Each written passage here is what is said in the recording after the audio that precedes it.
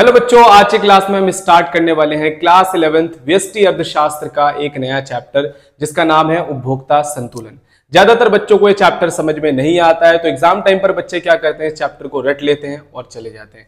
लेकिन आज की क्लास के अंदर मैं ये पूरा चैप्टर आपको बिल्कुल कंसेप्ट के साथ समझाने वाला हूं और साथ में ये भी बताने वाला हूं कि एग्जाम के अंदर जब इसके क्वेश्चन आएंगे तो आप इसको कैसे अटेम्प्ट करोगे और किस तरीके से लिखोगे। पूरा का पूरा चैप्टर आज की क्लास के अंदर खत्म करवाने वाला हूं। जितने भी टॉपिक हैं सारे टॉपिक मैंने यहां पर कवर करे और हर टॉपिक के अंदर जो कीवर्ड्स हैं मैंने उनको अलग तरीके से हाईलाइट करा ताकि आपको लिखने में भी आसानी हो जाए। चाहे हमारे मिड टर्म का एग्जाम हो, चाहे हमारा फाइनल एग्जाम हो, सभी के अंदर ये चैप्टर से क्वेश्चन जरूर पूछा जाता है। अगर ओवरऑल बात की जाए तो ये जो पूरा चैप्टर है 10 से लेकर 12 नंबर तक का हमारे एग्जाम के अंदर पूछा जाता है। तो बिना देर करे इस चैप्टर को आइए हम स्टार्ट करते हैं। ठीक है, तो चैप्टर है हमारा उपभोक्ता संतुलन, जो कि बहुत ही इंटरेस्टिंग चैप्टर है। चैप्टर के अंदर मोटे तौर पर अगर देखा जाए तो हमने इसको 4 भागों में डिवाइड करा हुआ है। ठीक है, सबसे पहले हम उपभोक्ता संतुलन समझेंगे जो कि बहुत छोटी सी चीज है, फिर उपयोगिता विश्लेषण को समझेंगे, उसके बाद बजट रेखा समझना है और उसके बाद अंधिमान वक्र विश्लेषण जिसे हम तटस्था वक्र विश्लेषण भी कहते हैं। तो मोटे तौर पर ये टॉपिक है जो हमें इस चैप्टर के अंदर पढ़ने हैं। ठीक है, तो आइए हमारा यहां से जो है ये चैप्टर स्टार्ट हो रहा है। सबसे पहला जो टॉपिक हमें इस चैप्टर के अंदर पढ़ना है वो हमें पढ़ना है उपभोक्ता संतुलन। देखो, उपभोक्ता संतुलन को पढ़ने से पहले उपभोक्ता संतुलन का मतलब क्या होता है थोड़ा सा हम समझ लेते हैं।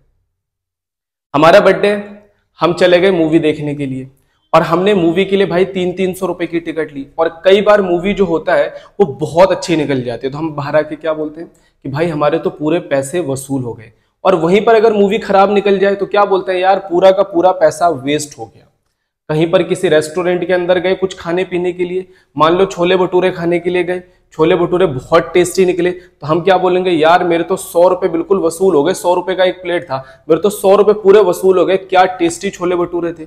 लेकिन वहीं पर अगर वो छोले भटूरे खराब निकल जाए तो क्या बोलते हैं, अरे यार बिल्कुल मजा नहीं आया, हमारे तो पूरे के पूरे पैसे वेस्ट हो गए। इसी तरीके से आप कोई ड्रेस खरीदने के लिए जाते हो, मान लो 500 रुपए की कोई शर्ट है, आप खरीद के लेकर आए, आपने पहली बार पहना और जैसे उसको मशीन में धोया तो उसका क्या बन गया, बोरा बन गया। तो आपने क्या बोला कि यार मेरे तो पूरे के पूरे पैसे वेस्ट हो गए। और वहीं पर वो शर्ट अच्छी निकल जाए, कई 1 साल तक चल जाए, 2 साल तक चले जाए, तो हम क्या बोलेंगे, यार इस शर्ट ने तो मेरे पूरे के पूरे पैसे वसूल कर दिए। तो आप ये चीज समझो, जब भी हम अपनी नॉर्मल लाइफ के अंदर कोई चीज खरीदते हैं और वो हमें पूरी सेटिस्फेक्शन देके जाता है जितने रुपए हमने खर्च करे। जब मैंने वो शर्ट खरीदा तो मैंने अज्यूम करा कि यार 2-3 साल तो ये शर्ट चलेगा, और चल गया तो मतलब मैं संतुलन में आ गया। जब मैंने छोले भटूरे खरीदे तो मैंने अज्यूम करा कि भाई मेरी भूख मिटेगी, टेस्टी लगेगा, पैसा वसूल होगा। अगर ऐसा हुआ तो उपभोक्ता संतुलन में है। इसी तरीके से मूवी देखने गया, मूवी बहुत जबरदस्त लगी, पूरा पैसा वसूल हो गया, तो उपभोक्ता संतुलन में है। इसके विपरीत अगर ऐसा ना हो तो उपभोक्ता संतुलन में नहीं होता। उपभोक्ता संतुलन का मतलब जब कोई व्यक्ति, जब कोई उपभोक्ता अपनी आय को खर्च करता है और उसे मजा आ जाता है तो उसी को हम उपभोक्ता संतुलन कहते हैं। तो आइए जरा किताबी लैंग्वेज में उपभोक्ता संतुलन का मतलब क्या होता है। कहता है, अगर कोई व्यक्ति अपनी आय को इस प्रकार खर्च करता है कि उसको अधिकतम संतुष्टि मिल जाए और अगर उसके बाद उससे ज्यादा संतुष्टि उसे प्राप्त नहीं हो सकता तो उसी को उपभोक्ता संतुलन कहते हैं। मतलब 100 रुपए के जो छोले भटूरे खाए तो बहुत मजा आया और मुझे लगा कि 100 रुपए के इससे अच्छे छोले भटूरे और कहीं नहीं मिल सकते, तो यही उपभोक्ता संतुलन है। उपभोक्ता संतुलन का मतलब जब कोई उपभोक्ता अपनी आय को इस प्रकार खर्च करे कि उसे अधिकतम संतुष्टि मिल जाए और वो ये मान ले कि इससे ज्यादा संतुष्टि मुझे नहीं मिल सकता इतने पैसों में, तो इसी को हम उपभोक्ता संतुलन कहते हैं। अब आ जाते हैं, देखो जी, उपभोक्ता संतुलन को इतनी आसान चीज नहीं है कि जिसको हम जज कर पाए। ठीक है, हर व्यक्ति के लिए संतुलन अलग अलग है। जैसे किसी व्यक्ति को कोई मूवी अच्छी लगेगी, किसी को नहीं लगेगी। 2 दोस्त चले गए छोले भटूरे खाए, एक ने बोला बड़ा मजा आया, एक बोल रहा है मजा ही नहीं आया। 2 बंदे एक शर्ट लेकर आए, बोला, एक बोल रहा है कि ये शर्ट तो बड़ी अच्छी लग रही है, एक बोल रहा है बेकार लग रहा है। तो उपभोक्ता संतुलन को जज करना इतना आसान नहीं है। फिर भी 2 अर्थशास्त्रियों ने मिलकर उपभोक्ता संतुलन को जज करने की कोशिश करी। सबसे पहले वाले व्यक्ति का नाम क्या था, अल्फ्रेड मार्शल।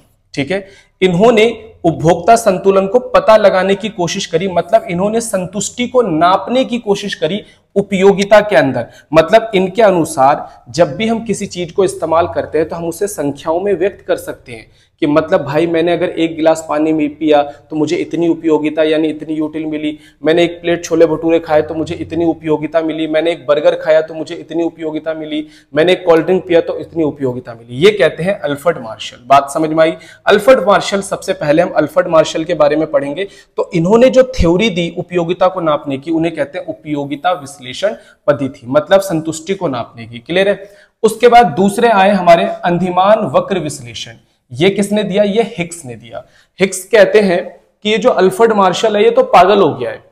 कहता है कि अगर हम कोई चीज खाते हैं तो हम उसको संख्या में नाप सकते हैं कि कितनी संतुष्टि मिली, जबकि हिक्स जो है ये अल्फ्रेड मार्शल से बिल्कुल विपरीत बोलते हैं। ये बोलते हैं कि हम संतुष्टि को संख्याओं में नहीं नाप सकते, बस तुलना लगा सकते हैं। जैसे अगर हमने 3 रोटी खाई तो पहली रोटी से संतुष्टि ज्यादा मिली होगी, दूसरी से कम और तीसरी से उससे कम। मतलब हम इन्हें संख्याओं में व्यक्त नहीं कर सकते, बल्कि इनका क्रम लगा सकते हैं। ये किसने बोला? हिक्स ने बोला। संतुष्टि को गिनकर नहीं मापा जाता, केवल तुलना की जाती है कौन सी वस्तु संयोजन अधिक संतुष्टि देता है।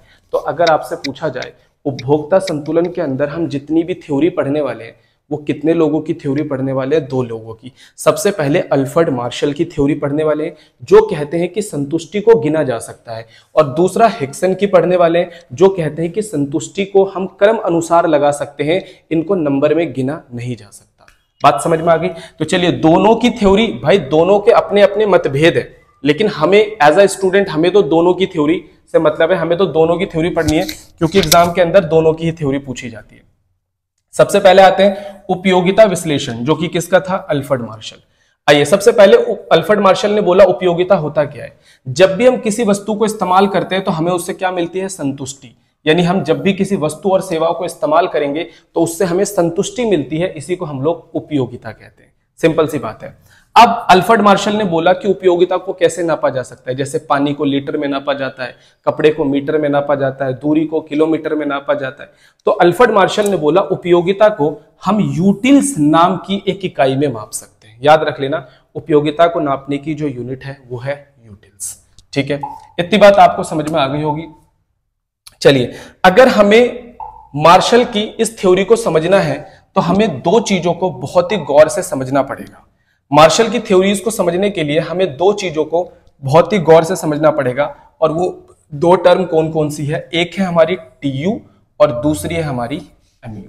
टीयू का मतलब होता है टोटल यूटिलिटी और एमयू का मतलब होता है मार्जिनल यूटिलिटी। अगर मैं हिंदी में बात करूं तो इसे कुल उपयोगिता कहते हैं और एमयू को सीमांत उपयोगिता कहते हैं। चलिए, और यहां पर मैंने कुछ एक संख्या ली है, जैसे आम की संख्या ले सकते हो, रोटी की संख्या ले सकते हो, सेब की संख्या ले सकते हो। अगर मुझे मार्शल की थ्योरीज को समझनी है तो मुझे इस चीज को पहले समझना पड़ेगा कि टीयू और एमयू क्या है, मतलब कि कुल उपयोगिता और सीमांत उपयोगिता क्या है। देखो, जब मैंने एक आम खाया तो मैंने माना कि मेरे को 10 यूटिल्स मिली। ठीक है, तो यहाँ पे टीयू भी 10 है और इससे मिलने वाली एमयू भी 10 है। क्लियर हो गया? अब जैसे देखो, मैं दूसरा आम खाऊंगा तो पहले जितने आम के जितना मजा तो नहीं आएगा ना। छोले भटूरे खा रहे हो तो पहले भटूरे का मजा ही कुछ और है, भूख लगी थी इसलिए ज्यादा मजा आया। रोटी खा रहे हो तो पहली रोटी का तो मजा ही कुछ और है।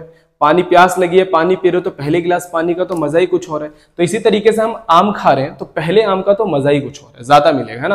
फिर जैसे हमने दूसरा आम खाया तो हमें दोनों आम से मिलाकर टोटल कितना मिला? 18। तो यहां पर एक एक्स्ट्रा आम खाने से कितनी यूटिलिटी मिली हमारे को? 8। इसे हम लोग एमयू यानी सीमांत उपयोगिता कहते हैं। तो कुल उपयोगिता का मतलब वस्तु की कुल इकाइयों को उपभोग करने से कितनी उपयोगिता मिल रही है। जैसे 2 को उपभोग करने से टोटल 18 मिल रही है, लेकिन दूसरे से सिर्फ 8 मिल रही है, पहले से 10 मिल गई थी।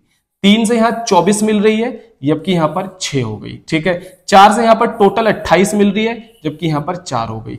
5 से टोटल 30 मिल रही है, जबकि यहां पर 2 हो गई। सर ये एमयू कैसे निकाल रहे हैं? पहले का सेम हुआ, 18 में से 10 गया 8, 24 में से 18 गया 6, 28 में से 24 गया 4 और 30 में से 28 गया तो 2। अगर आप एमयू से टीयू निकालना चाहते हो, पहले का सेम, 10 में 8 जोड़ेंगे 18, 18 में 6 जोड़ेंगे 24, 24 में 4 जोड़ेंगे 28, 28 में 2 जोड़ेंगे 30। मतलब एमयू को जोड़ोगे तो टीयू निकल जाएगा, टीयू को माइनस करते जाओगे तो आपका एमयू निकलकर सामने आ गया। क्लियर है? अब इनके बीच में क्या रिलेशन, अगर आप गौर करो, देखो जब ये आपका टीयू बढ़ता है, यहां से लेकर यहां तक टीयू क्या हो रहा है? बढ़ रहा है। देखो जब यहां पर हमारा टीयू एमयू क्या हो रहा है? घट रहा है। जब टीयू बढ़ता है तो एमयू हमारा घटता है। क्लियर है? अब जैसा अगर मैं यहाँ पर 30 करूं तो यहाँ पर ये 0 हो जाएगा, ठीक है। यहाँ पर मैं 28 करूं तो यहाँ पर ये -2 हो जाएगा। क्लियर हो गया। और जब TU अधिकतम होता है तो MU 0 होता है, और जब TU गिरना शुरू कर देता है तो MU ऋणात्मक हो जाता है। तो अगर एग्जाम में क्वेश्चन पूछा जाए कि TU और MU में क्या संबंध है, मतलब कुल उपयोगिता और सीमांत उपयोगिता में क्या संबंध है, तो हम बोलेंगे जब कुल उपयोगिता बढ़ती है तो सीमांत उपयोगिता घटती है, जब कुल उपयोगिता अधिकतम होती है सीमांत उपयोगिता 0 होती है, जब कुल उपयोगिता गिरना शुरू करती है सीमांत उपयोगिता ऋणात्मक हो जाती है। इसी चीज को अगर मैं डायग्राम से समझाऊं, देखो यहां पर आपको इस तरीके से TU बनाना है और यहां पर MU बनाना है। MU के 3 स्टेज रखने हैं, पहले गिराना है, 0 करना है और नेगेटिव कर देना है। देखो अब यहां पर हम कैसे रिलेशन बना सकते हैं, देखो जैसे ये TU हमारा बढ़ा तो MU हमारा क्या हो रहा है, घट रहा है। जब TU अधिकतम हो गया तो MU हमारा 0 हो गया, जब TU ने गिरना शुरू करा तो MU हमारा ऋणात्मक हो गया। क्लियर हो गया। तो अगर एग्जाम में आ जाता है TU और MU में क्या संबंध है, TU MU की डेफिनेशन क्या है, तो हमने पूरा यहाँ पर कवर कर लिया है। आइए जरा समझते हैं, पूरा कंसेप्ट समझ लेते हैं। कुल उपयोगिता का मतलब क्या है, जब कोई व्यक्ति किसी वस्तु की कई इकाइयां उपयोग करता है तो उसे मिलने वाली कुल संतुष्टि या लाभ को कुल उपयोगिता कहा जाता है। अब यहाँ पर इन्होंने एक उदाहरण देके भी समझाया। सीमांत उपयोगिता का मतलब क्या है कि किसी वस्तु की एक अतिरिक्त इकाई का उपभोग करने से अतिरिक्त संतुष्टि कितनी मिल रही है। जैसे कि हमने एक से दूसरा आम खाया तो पहले में 10 मिला और दूसरे में 8 एक्स्ट्रा मिल गया। क्लियर। यहाँ पर इन्होंने एक एग्जाम्पल से समझाया हुआ है। मैंने आपको डायग्राम भी बता दिया, टेबल भी बता दिया, एग्जाम में पूछा जा सकता है। ठीक है। रिलेशन क्या है, MU धनात्मक होता है जब TU बढ़ता है, MU 0 होता है जब TU अपने अधिकतम पर होता है, और MU नकारात्मक हो जाता है जब TU गिरना शुरू कर देता है। तो ये था हमारा TU और MU। अगर आपको अल्फ्रेड मार्शल के कंसेप्ट को समझना है तो पहले आपको TU और MU समझना है। TU और MU का मतलब, TU मतलब जो कुल उपयोगिता मिली और MU मतलब अतिरिक्त इकाई को भोग करने से जो उपयोगिता मिल रही है। क्लियर हो गया। सीमांत उपयोगिता के घटते नियम क्या है, सीमांत उपयोगिता के घटते नियम क्या है।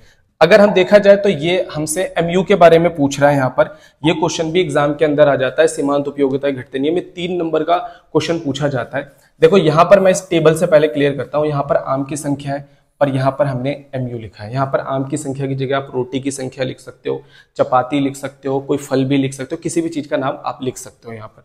ठीक है। देखो होता क्या है कि जब हम किसी एक व्यक्ति को इस्तेमाल करना शुरू करते हैं, जैसे मान लो हमें भूख लगी है तो हम छोले भटूरे की दुकान पर गए, तो जब हम पहला छोला भटूरा खाएंगे तो भाई हमारे को सेटिस्फेक्शन बहुत ज्यादा मिलेगी, मजा बहुत ज्यादा आएगा, मतलब संतुष्टि बहुत ज्यादा मिलेगी। तो मार्शल कहते हैं कि अगर हम किसी व्यक्ति को पहली बार इस्तेमाल करते हैं तो भाई उस व्यक्ति को, हम उस चीज को लेकर हमारे अंदर एक क्यूरियोसिटी होती है कि हम यार उसको खाएंगे, संतुष्टि मिलेगी, मजा आता है। लेकिन उतना मजा अगली यूनिट में नहीं आता। जैसे आपको भूख लगी तो पहला आम खाओगे तो बहुत संतुष्टि मिलेगी, लेकिन दूसरे आम में इतना ज्यादा मजा आपको नहीं आएगा। तो उसी नियम के आधार पर इसको बनाया गया। जैसे पहला आम खाया तो 10 मिला, सीमांत उपयोगिता, दूसरा खाया तो 8 मिला, तीसरा खाया तो 6 मिला, चौथा खाया तो 4 मिला, पांचवा खाया तो 2 मिला। अब छठा खाएंगे तो हो सकता है 0 मिले, और सातवां खाएंगे तो नेगेटिव भी हो सकता है। तो MU जो है वो पॉजिटिव भी हो सकता है, 0 भी हो सकता है, नेगेटिव भी हो सकता है। अगर इसी चीज को हम डायग्राम से समझे तो देखो ये रहा हमारा MU का डायग्राम। ठीक है। MU पहले क्या हुआ, गिरा। देखो MU पहले यहाँ पर गिर रहा है, फिर आगे जाके 0 पहुंचेगा, 0 हो गया, और फिर नेगेटिव भी हो जाएगा। क्लियर हो गया। तो इसी चीज को यहां पर बोला गया, जब कोई व्यक्ति किसी वस्तु की लगातार अधिक इकाइयां उपभोग करता है तो हर अतिरिक्त इकाई से मिलने वाली संतुष्टि धीरे धीरे क्या होती रहती है, गिरती रहती है। ठीक है भाई। अब इसकी कुछ धारणाएं भी है। कहता है व्यक्ति हमेशा लाभ बढ़ाने की कोशिश करता है। लाभ बढ़ाने की कोशिश करने का मतलब क्या है कि जैसे मान लो तुमने एक छोले भटूरे खाए, क्लियर है, एक छोले भटूरे खाए, तुमने 30 रुपए खर्च कर दिए। दूसरा छोला भटूरा खाया, तुमने 30 खर्च कर दिए, लेकिन दूसरे में तुम्हारा पेट लगभग थोड़ा थोड़ा भर गया है, फिर भी तुमने तीसरा खर्च कर दिया। ठीक है। तीसरा भटूरा जब खाया तुमने पूरा, तुम्हारा पेट क्या हो चुका है, फुल हो चुका है। अब क्या तुम चौथा भटूरा खरीदोगे, तुम्हें पता है मेरा लॉस हो जाएगा भाई, पैसे वेस्ट हो जाएंगे। तो हर इंसान हमेशा अपने लाभ के बारे में सोचता है। ये नियम उसी के आधार पर बनाया गया है। ठीक है। दूसरा पॉइंट कहता है कि वस्तु की जो गुणवत्ता है वो सभी इकाइयों में कैसी रहनी चाहिए, समान रहनी चाहिए। जैसे मान लो अगर आप रोटी खा रहे हो तो हर रोटी सेम साइज का होना चाहिए, अगर भटूरा खा रहे हो तो हर भटूरा सेम साइज का होना चाहिए, उसकी क्वालिटी भी सेम होनी चाहिए। आम खा रहे हो तो सारे आम एक जैसे होने चाहिए, नहीं कि पहला आम खाया वो फीका था दूसरा मीठा था, तो भाई जाहिर सी बात है मीठे वाले आम में ज्यादा मजा आएगा, ठीक है। तो ऐसा नहीं होना चाहिए, प्रत्येक इकाई का उपभोग क्रमिक होना चाहिए, ठीक है। जैसे आप आम खा रहे हो तो लगातार खाओगे, ऐसा नहीं कि आपने एक आम खाया दूसरा आम कल खा रहे हो तो बोल रहे नहीं जी इसमें तो सेटिस्फेक्शन ज्यादा मिला कल वाले में मिला नहीं, टाइम गैप भी तो देख लो ना, 24 घंटे का अंतर आ गया, ऐसा नहीं। आप लगातार किसी वस्तु का इस्तेमाल करोगे तब ये नियम लागू होता है। तो ह्रासमान क्या नाम है इसका, क्या नाम है, सीमांत उपयोगिता के घटते नियम क्या कहते हैं कि जैसे जैसे हम किसी वस्तु का इस्तेमाल करते हैं उससे मिलने वाली उपयोगिता लगातार गिरती रहती है। तो ये डेफिनेशन है, ये इसकी अवधारणाएं हैं, ये इसका डायग्राम है और ये इसका शेड्यूल है। अगर आप लिख के आओगे एग्जाम के अंदर पूरे मार्क्स आपको मिल जाएंगे, ठीक है। अब आ जाते हैं हम इस चैप्टर के बहुत ही इंपॉर्टेंट क्वेश्चन के ऊपर, जिसके बेसिस पर एग्जाम के अंदर क्वेश्चन पूछा जाता है। देखो जो मार्शल वाला टॉपिक है ना, इसके अंदर दो बड़े इंपॉर्टेंट टॉपिक है। मार्शल ने पहले बताया कि अगर हम बाजार में जाते हैं और किसी एक वस्तु का इस्तेमाल करते हैं तो हम संतुष्टि कब प्राप्त करेंगे, मार्शल ने बताया। फिर मार्शल ने बताया कि अगर बाजार में कोई उपभोक्ता जाता है और एक से ज्यादा वस्तु लाइक 2 वस्तुएं खरीदता है तो वो कैसे उपयोगिता यानी कि कैसे अपनी संतुष्टि, अधिकतम संतुष्टि को प्राप्त करेगा। तो ये जो 2 क्वेश्चन है ना, एक वस्तु की स्थिति में और 2 वस्तु की स्थिति में, यही हमारे एग्जाम के अंदर बार बार घूम घूम कर आ जाता है, ठीक है। तो सबसे पहले हम एक वस्तु की स्थिति में समझने की कोशिश करते हैं। कहता है एक वस्तु के उपभोग में उपभोक्ता संतुलन। तो यहां पर टेबल भी पूछा जाता है, डायग्राम भी पूछा जाता है, डेफिनेशन भी लिखनी है, कंडीशन भी लिखना है, तब जाके एग्जाम में पूरे मार्क्स मिलेंगे। मैं कहता हूं इस थ्योरी को समझने से पहले आइए थोड़ा सा कंसेप्ट को समझ लेते हैं कि यहां पर कंसेप्ट क्या कहता है। देखो फिर से मैं वो छोले भटूरे वाला जो एग्जाम्पल है उसी के ऊपर रहूंगा, ठीक है। आपको बहुत तेज भूख लगी है, दोपहर का टाइम है, आप चले गए किसी बहुत ही बढ़िया छोले भटूरे वाले के पास जो बहुत ज्यादा फेमस है, ठीक है। आपने बोला कि भैया एक एक करके लगाना क्योंकि मुझे गरम गरम खाने की आदत है। और उसने आपको पहला भटूरा दिया, आपने खाया, आपको बड़ा मजा आया। मैं मान लेता हूं एक भटूरा 30 रुपए का है, ठीक है। एक भटूरा आपने खाया, बहुत मजा आया, मतलब यह हुआ कि भाई मजा सा आ गया क्योंकि भूख लगी थी सुबह से आपको, ठीक है।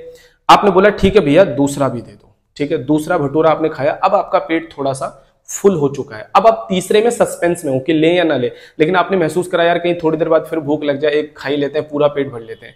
अब तीसरा भटूरा भी आपने खरीदा और उसे भी आपने खा लिया, लेकिन अब आपका पेट बिल्कुल फुल हो चुका है। अब दुकानदार कहता है भैया चौथा भटूरा ले लो। आपने बोला बिल्कुल नहीं भाई, मेरे पैसे वेस्ट हो जाएंगे, अगर मैं खर्च कर भी देता हूं जेब में पैसे हैं पर मेरे पैसे वेस्ट हो जाएंगे। बात पैसों की नहीं है, बात यहां पर यह कि मेरा पेट बिल्कुल भर चुका है। तो अब एक बात बताओ, जब आपका पेट बिल्कुल भर चुका है तो क्या आप चौथे भटूरे पर पैसा खर्च करना मुनासिब समझ रहे हो? मतलब आप वहां पर पैसा नहीं खर्च करोगे क्योंकि आपने जितने रुपए खर्च करे आपको उतने रुपए की संतुष्टि मिल चुकी है।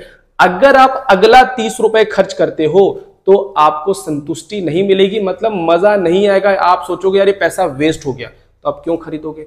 बस ये मार्शल जो है वो भी यही चीज कह रहा है भाई तुम जितने रुपए खर्च करते हो अगर तुम्हें उतने रुपए की संतुष्टि मिल जाती है तो वहीं पर उपभोक्ता संतुलन में है, उससे आगे उपभोक्ता जाएगा तो उपभोक्ता का लॉस हो जाएगा। बात समझ में आई? बस इसी कंसेप्ट के ऊपर उसने हमारे को थोड़ा सा किताबी लैंग्वेज में बता दिया और उसने बोला, बस उसने एक चीज मान ली, देखो हम भटूरे खाएंगे तो हम बता नहीं सकते कि हमें कितनी संतुष्टि मिली, क्या इसको नंबर में लिख सकते? नहीं, लेकिन बस मार्शल ने इसको नंबर में लिखने की कोशिश करी है। बात समझ में आई? अगर एग्जाम के अंदर क्वेश्चन आता है तो इसका जो सबसे इंपॉर्टेंट पोर्शन होता है वो होता है इसका टेबल। अगर हमें इसकी टेबल की नॉलेज अच्छे से है तो फिर डायग्राम वाइग्राम सब हो जाता है। चलिए इसके टेबल में सबसे पहले आपको यूनिट लेना है। यहाँ पर आप आम की संख्या भी ले सकते हो, रोटी की संख्या भी ले सकते हो, जो मर्जी लेना, 1 2 3 4 मैंने इस तरह बनाया। दूसरा हमारे को बनाना है सीमांत उपयोगिता, सीमांत उपयोगिता इस तरीके से MU बना लेना। देखो पहले में मैं छोले भटूरे मान लेता हूं, पहले भटूरे में भाई 20 मिला, दूसरे में 15 मिला, तीसरे में हमारे को 10 मिला और चौथे में 5 मिला। क्लियर? अब मैं यहां पर मान लेता हूं, जैसे मैंने माना कि एक भटूरा 30 रुपए का, यहां पर लिखा हुआ है कि एक भटूरा मान लो 10 रुपए का है, ठीक है। यहां पर हो गया इसका प्राइस। क्लियर है? अब मैं मान लेता हूं कि एक यूटिल्स जो है, एक यूटिल्स 1 रुपए के बराबर है। ये मानना जरूरी है। क्यों मानना जरूरी है? क्योंकि बेटा यूटिल्स जो होता है, ये जो MU है ये यूटिल्स के अंदर है, ठीक है। ये जो उपयोगिता है ये यूटिल्स के अंदर होता है, और जबकि भटूरे की जो कीमत है वो रुपीस के अंदर है। तो आप यूटिल्स और रुपीस को कैसे मैच कर सकते हो? मैच नहीं कर सकते ना, दोनों अलग अलग यूनिट है। तो हमने क्या करा कि मान लिया एक यूटिल बराबर 1 रुपए, तो इसका मतलब जो ये 10-20 यूटिल है वो 20 रुपए के बराबर है, 15 यूटिल 15 रुपए के बराबर है, 10 यूटिल 10 रुपए के बराबर है और 5 यूटिल 5 रुपए के बराबर है। अब देखो भटूरे की जो कीमत है वो हर बार कैसी रहेगी, 10 रुपए रहेगी। अभी अभी मैंने आपको बताया कि मार्शल ने बोला कि तू जितने रुपए खर्च करता है अगर तुझे उतने रुपए की संतुष्टि मिल जाती है तो तू संतुलन में रहेगा।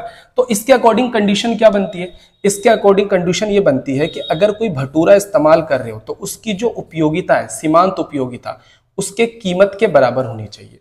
अगर मैं 20 रुपए का भटूरा खरीद रहा हूं और मुझे 20 रुपए तक की सेटिस्फेक्शन मिल रही है तब तो मैं भटूरा खरीदूंगा। लेकिन मैंने चौथा भटूरा क्यों नहीं खरीदा था, याद करो, क्योंकि मैं 20 रुपए या 30 रुपए खर्च कर रहा हूं पर मेरे को सेटिस्फेक्शन बहुत कम मिल रही है, इसलिए मैंने नहीं खरीदा। मेरा पेट भर चुका है भाई, कहां से सेटिस्फेक्शन मिलेगी।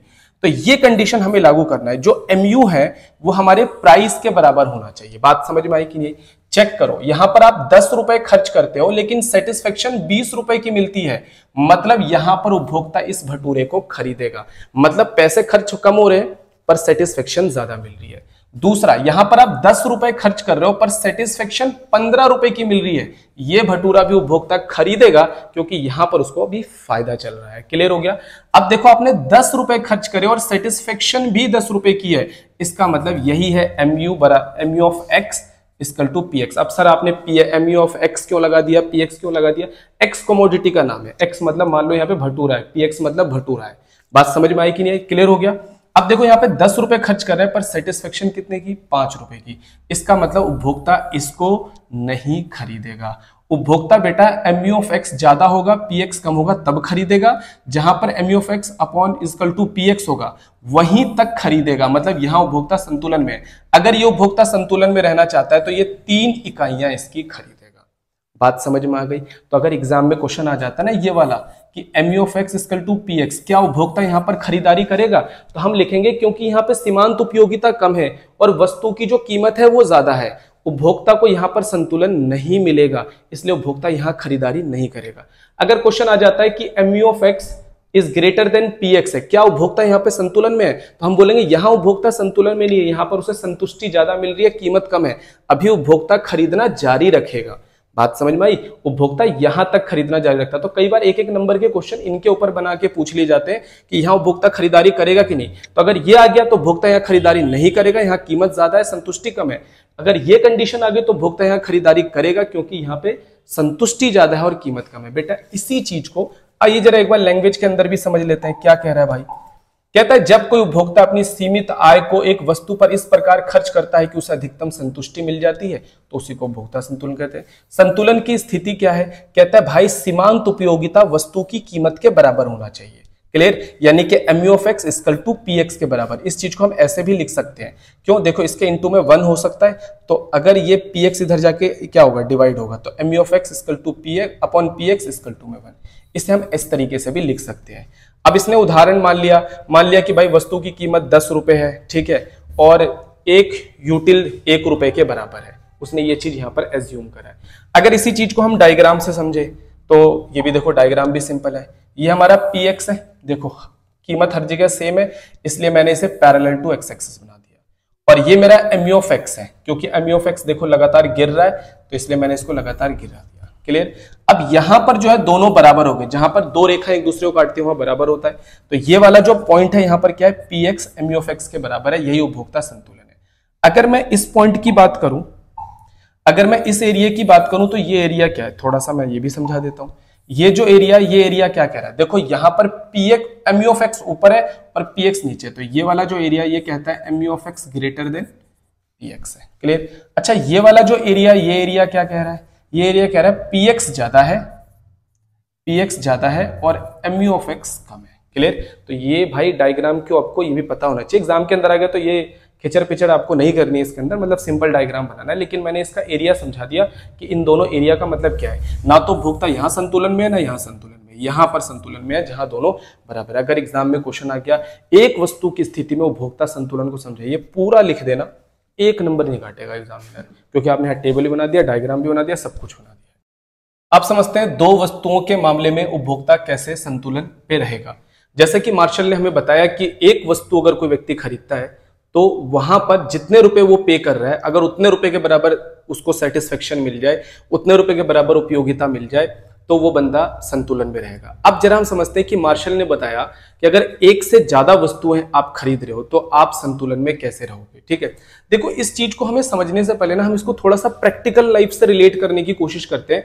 जो हम रिलेट करेंगे वही हमें मार्शल ने थोड़ा सा किताबी लैंग्वेज में बताने की कोशिश करी है, बाकी और कोई अंतर नहीं है। चलो इसके लिए मैं एक एग्जांपल ले लेता हूं। मान लो कि आपका जन्मदिन है, आपका बर्थडे है, ठीक है, तो आपके दोस्तों ने बोला हाँ भाई पार्टी दे पार्टी दे, ठीक है, आप भी खाते हो भाई उनके बर्थडे पे पार्टी, तो वो भी आपसे पार्टी मांग रहे हैं। तो आपने अपने 2-4 भूखे दोस्तों को बुलाया, बोला चलो भाई पार्टी दे देता हूँ। अब पैसे कहाँ से आएंगे? पैसे तो भाई पापा से मांगने पड़ेंगे। तो पापा के पास गए, बोला कि खाना नहीं खाऊंगा अगर पैसे वैसे नहीं दिए। तो पापा भी बोला चल ठीक है यार, इसका बर्थडे ले 500 रुपए ले, 500 रुपए लेके जाओ और अपने दोस्तों को पार्टी दे दे। आप अपने 4-5 दोस्तों को लेके पहुंच गए, ठीक है, किसी रेस्टोरेंट में। वैसे तो आप कई सारी चीजें मंगा लेते हो, मैं एज्यूम कर लेता हूँ कि आप सिर्फ 2 चीजें मंगा रहे हो, बर्गर और पिज्जा। क्लियर हो गया? ठीक है, आपने सोचा कि अपने दोस्तों के लिए मैं बर्गर और पिज्जा मंगवा लेता हूँ। 50-50 रुपए का एक बर्गर है, 50 रुपए का एक पिज्जा है, एग्जाम्पल ले लेते हैं। ठीक है, आपने अपने दोस्तों को ऑप्शन दिया पहले क्या खाओगे, तो बोला भाई पहले पिज्जा मंगा, तो आपने एक पिज्जा मंगवाया। ठीक है, अब पिज्जा से थोड़ा सा मन भर गया होगा एक खाने के बाद, तो दूसरा क्या ट्राई करें, तो बोला यार अब एक बर्गर मंगा ले। आपने बर्गर मंगवाया, स्लाइस कटवाई, चारों ने एक खा लिया। बोला भाई अब और क्या खाना है, बोला यार बर्गर भी खा लिया, एक पिज्जा और मंगवा लेते। मैं मान लेता हूं कि आप बर्गर और पिज्जा ही मंगवाओगे, सिर्फ 2 चीजें, इसके अलावा और तीसरी कोई चीज नहीं मंगवाओगे। बस मैं एग्जांपल ले रहा हूं, ठीक है, क्योंकि जब तक हम कुछ एग्जांपल ले लेंगे ना इकोनॉमिक्स के अंदर, फिर इकोनॉमिक्स को पढ़ना मुश्किल हो जाता है। कुछ छोटे छोटे एग्जांपल्स लेने पड़ते हैं और कुछ एजम्पशन लेना पड़ता है, हम मान्यताएं लेनी पड़ती है इकोनॉमिक्स को पढ़ने के लिए। ठीक है, तो तीसरे नंबर पे फिर आपने पिज्जा मंगवाया, तो आप देखो पिज्जा से फिर मन भर गया। जैसे जैसे मन भर रहा है ना, तो याद रखना उसकी सीमांत उपयोगिता गिर रही है। तो पिज्जा ने 2 बार खरीद लिया, तो पिज्जा की सीमांत उपयोगिता अब ज्यादा गिर चुकी है। तो आप बोलोगे आप क्या मंगाए, तो चलो एक बर्गर और मंगा लेते हैं। अब 2 बर्गर 2 पिज्जा हो गया, पेट भी ऑलमोस्ट सबका फुल होता ही जा रहा है। बोला चल भाई एक पिज्जा और मंगवा लेते हैं, ठीक है जी, मंगवा लिया। फिर बोला यार एक बर्गर और मंगवा लेते हैं। अब जब आपने 3 पिज्जा और 3 बर्गर मंगवा लिए, सबका पेट बिल्कुल फुल हो चुका है। अब बोला कि भाई अब क्या मंगवाए, पैसे तो अभी भी थोड़े से बच रहे हैं, अब क्या मंगवाए। बोला भाई अब पेट बिल्कुल फुल हो चुका है, चाहे तू बर्गर मंगवा चाहे तू पिज्जा मंगवा, दोनों से पेट हमारा फुल हो चुका है। बात समझ में आई? तो मार्शल भी यही कह रहा है। मार्शल कह रहा है कि जब कोई व्यक्ति 2 वस्तु की स्थिति में संतुलन तब प्राप्त करता है जब वो अपनी आय को इस प्रकार खर्च करता है कि दोनों की संतुलन बराबर हो जाए, मतलब दोनों से उसका मन भर जाए, तो वहीं पर उपभोक्ता संतुलन में आ जाता है। आपके दोस्तों का ना तो बर्गर खाने का मन है ना पिज्जा, क्योंकि दोनों से उनका पेट क्या हो चुका है, फुल हो चुका है। क्या बर्गर और क्या पिज्जा, दोनों बराबर हो चुके हैं भाई साहब। आप देखो जब आप दुकान में आए तो पिज्जा खाने का ज्यादा मन था पहले, लेकिन अब तो ना तो बर्गर ना पिज्जा, मतलब दोनों की सीमांत उपयोगिता बराबर हो चुकी है। मार्शल यही चीज कह रहा है। मार्शल कह रहा है कि 2 वस्तु जब खरीदोगे तो जहां पर दोनों की सीमांत उपयोगिता बराबर हो जाए, मतलब दोनों से आपका मन भर जाए, आप समझ जाना आप वहीं पर संतुलन में आ गए। अब इसी चीज को ना हम थोड़ा सा यहां से समझने की कोशिश करते हैं। ठीक है, क्या बोला गया कि जब कोई उपभोक्ता अपनी सीमित आय को 2 वस्तुओं पर खर्च करता है और उसे अधिकतम संतुष्टि मिल जाती है तो वो उपभोक्ता संतुलन हो गया। अब 2 वस्तुओं की स्थिति में उपभोक्ता संतुलन क्या है, मान लेते हैं एक वस्तु x है और एक वस्तु हमारी y है। ठीक है, तो यहां पर x वस्तु की कीमत को हमने px माना और y वस्तु की कीमत को हमने py मान लिया। x वस्तु की सीमांत उपयोगिता को mu(x) मान लिया और y वस्तु की सीमांत उपयोगिता को mu(y) मान लिया। तो भाई संतुलन क्या बनेगा, संतुलन बनेगा mu(x), ठीक है, अपॉन px और mu(y) अपॉन py। बात समझ में? क्योंकि दोनों की कीमत अलग अलग हो सकती है ना, तो इसलिए कीमत से डिवाइड करके इनकी सीमांत उपयोगिता बराबर होनी चाहिए। बात समझ में आ गई? अब देखो इन्होंने यहां पर एक एग्जांपल ले लिया, संतुलन समझ में आया, mu(x) upon px, mu(y) upon py, ये संतुलन की कंडीशन है। क्लियर हो गया? अब मान लीजिए उपभोक्ता के पास 5 रुपए की आय है। अब एग्जांपल ले लेते हैं, मान लो उपभोक्ता के पास 5 रुपए हैं सिर्फ, ठीक है, और वो 5 रुपए में 2 वस्तुएं खरीदता है और दोनों वस्तुओं की कीमत 1-1 रुपए की है। ठीक है, अब यहां पर 2 वस्तुएं हैं। अब आप इसे एग्जांपल में कुछ भी ले सकते हो, ठीक है, कोई सेब ले सकता है यहाँ पर, ठीक है, दूसरे में आम ले सकता है, मतलब नाम लिखना चाहो तो नाम भी लिख सकते हो, कोई प्रॉब्लम नहीं है। और यहां पर है mu(y). ठीक है, अब आ जाते हैं उपभोक्ता को, देखो mu(x) और mu(y), आप इसको कुछ ऐसे नंबर लो 20, 14, 12, 7 और 5। देखो जैसे जैसे आप x वस्तु का इस्तेमाल करोगे, मान लेता हूं x वस्तु है आम, तो जैसे जैसे आप आम खाओगे तो आम की सीमांत उपयोगिता गिरती रहेगी, और दूसरे नंबर पे है सेब। तो जैसे जैसे आप सेब खाओगे उसकी भी सीमांत उपयोगिता गिरती रहेगी। तो देखो मैंने गिराया है दोनों नंबर को। देखो आप पहला रुपया कहाँ खर्च करोगे, इस पे खर्च करोगे, क्योंकि सबसे ज्यादा सीमांत उपयोगिता आम और सेब में से आपको आम में मिल रही है। तो आप इसे पिज्जा और बर्गर भी ले सकते हो। मान लो पहला रुपया आपने पिज्जा पे खर्च कर दिया, दूसरा रुपया आप सेब पे खर्च कर दोगे, ठीक है। यानी आप एग्जाम्पल में अगर यहाँ पर पिज्जा लेते हो तो यहाँ बर्गर ले लें, तो बर्गर पे खर्च कर दिया, जो मैं एग्जाम्पल दे रहा था। तीसरे में देखो यहाँ पे खर्च होगा, चौथे में देखो यहाँ पे खर्च हो सकता है, और पांचवा रुपया यहाँ पे खर्च हो सकता है। तो देखो दोनों की सीमांत उपयोगिता बराबर हो गई। तो अगर इस उपभोक्ता को संतुलन में रहना है, तो इसे आम की 3 यूनिट खरीदनी पड़ेगी, ठीक है, और इसे सेब की 2 यूनिट खरीदनी पड़ेगी, तो ये उपभोक्ता संतुलन में आ जाएगा। अगर ये उपभोक्ता अपने 5 रुपए में 3 आम खरीदेगा और 2 सेब खरीदेगा तो इसे सबसे अधिकतम संतुष्टि मिलेगी।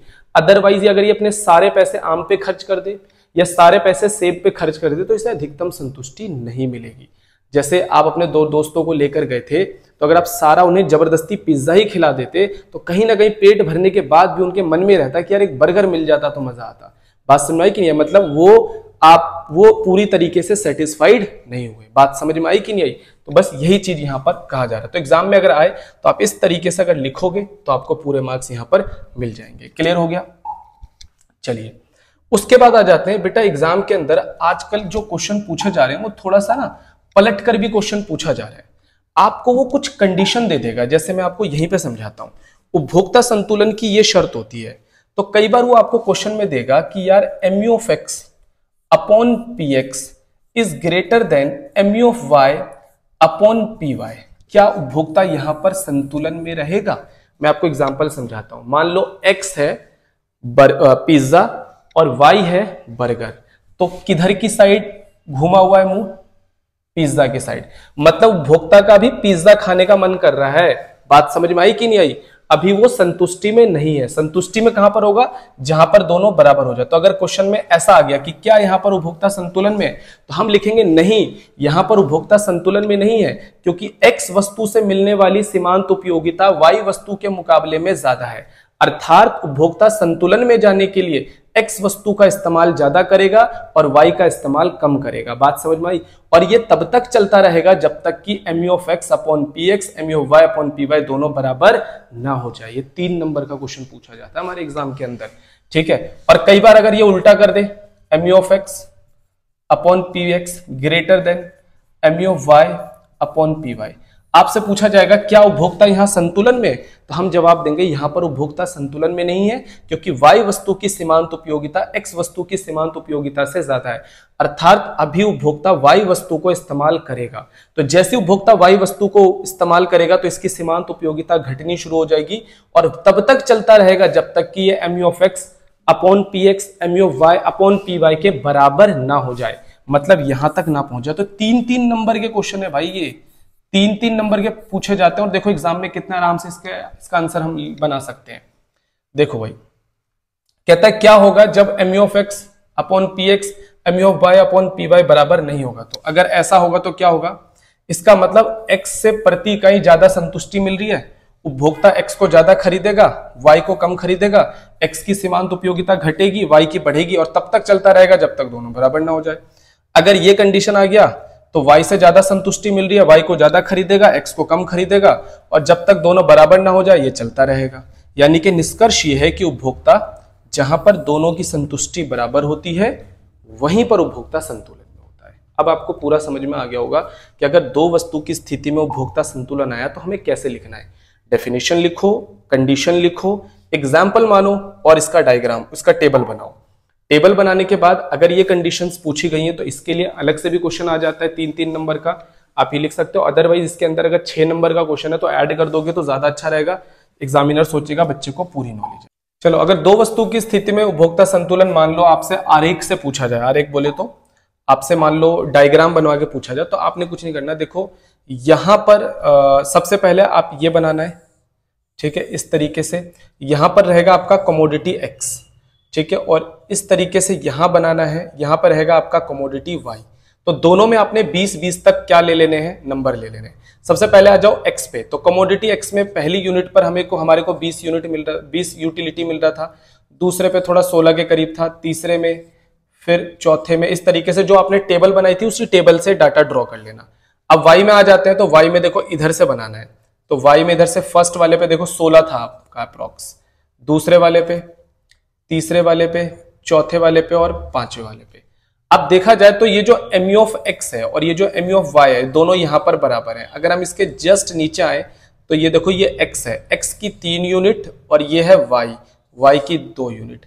अगर उपभोक्ता को संतुलन में रहना है तो टोटल 5 यूनिट खरीदना पड़ेगा, जिसमें 3 यूनिट x की रहेगी और 2 यूनिट y की रहेगी। अब इसी का विश्लेषण यहां पर इन्होंने कर दिया है, तो इस विश्लेषण को आप समझ लेना और एक बार टेबल से ये जो डाटा इस क्या नाम है टेबल से ये डायग्राम बनाकर देख लेना। क्लियर हो गया? तो यहां पर हमारा जो एक पोर्शन है इस चैप्टर का वो पूरा हो जाता है। हमने यहां पर मार्शल के सारे कंसेप्ट पढ़ लिए हैं, अब हमें हिक्सन के कंसेप्ट्स को पढ़ना है।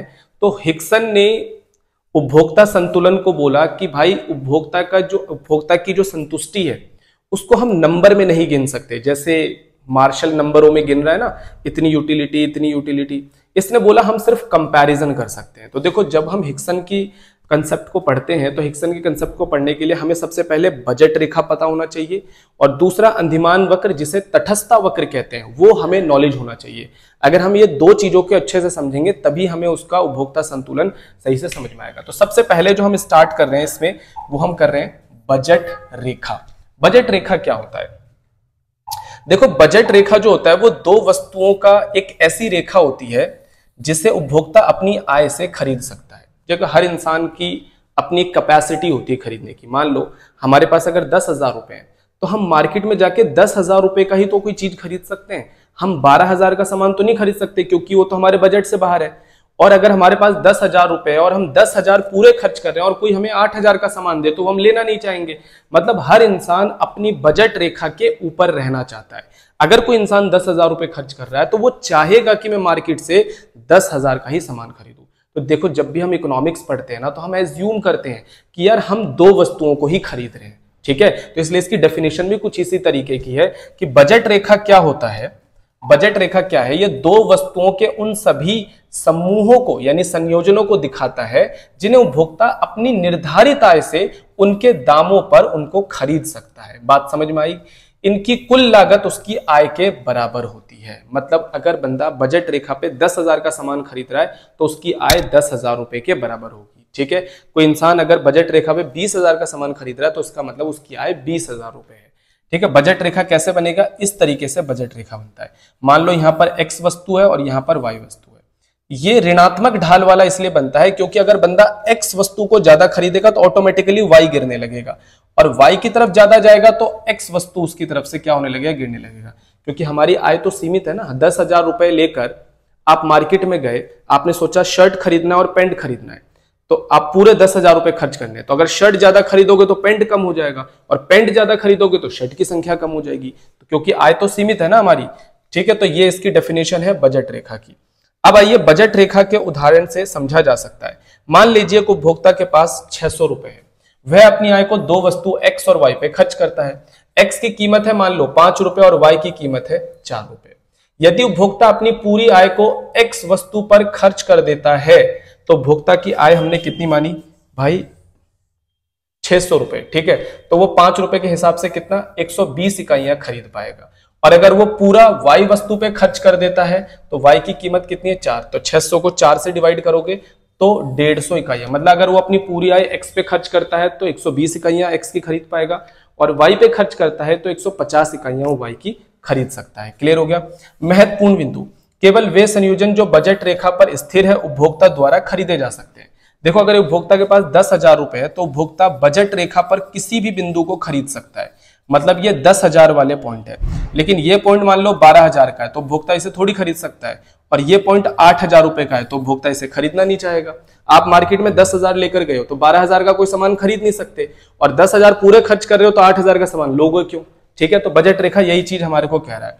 तो कह रहा है कि बजट रेखा पर आप बाहर वाले किसी भी जो बिंदु होता है यानी बाहर वाले किसी भी बिंदु पर आप खरीदारी नहीं कर सकते क्योंकि आपके पास इतनी आय नहीं होती है। क्लियर हो गया? तो ये बजट रेखा के बारे में कुछ अहम बातें जो आपको पता होना चाहिए, ठीक है। अब हम समझते हैं बजट रेखा का समीकरण। बजट रेखा समीकरण कहता है कि जो हमारी इनकम है px qx py qy, यानी px मतलब यहाँ पर x वस्तु की कीमत, ठीक है, अगर हम दो वस्तुएं इस्तेमाल कर रहे हैं x और y, और इसकी क्वांटिटी ये y की कीमत और y की क्वांटिटी। जैसे मान लो x नाम की एक वस्तु इस्तेमाल कर रहे हैं, उसकी कीमत 500 रुपए, हमने उसकी 10 यूनिट खरीदी, प्लस y नाम की एक वस्तु इस्तेमाल कर रहे हैं जिसकी कीमत 400 रुपए और इसके भी हमने 10 यूनिट खरीदे, तो टोटल हमारी इनकम कितनी हो गई 5000 प्लस 4000, ये आ गया हमारा 9000, ये हमारी टोटल इनकम आ गई। क्लियर हो गया।